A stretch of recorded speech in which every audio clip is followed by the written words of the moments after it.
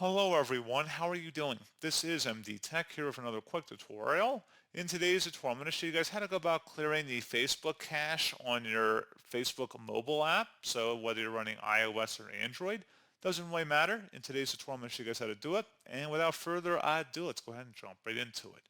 So all you have to do is open up the Facebook app, and then you want to select your profile icon in the top right corner. So go ahead and select it. And then go down to settings and privacy to expand that. Select the settings button. And now underneath preferences, go down and select browser.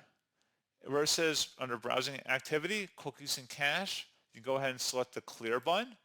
Clear cookies and cache. If you clear the cookies and cache from sites you visited on Facebook, will be removed from your device. Select clear. And that is all you have to do. It'll tell you the last time it was cleared, and that's all you have to do.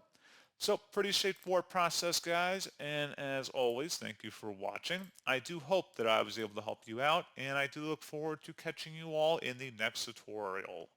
Goodbye.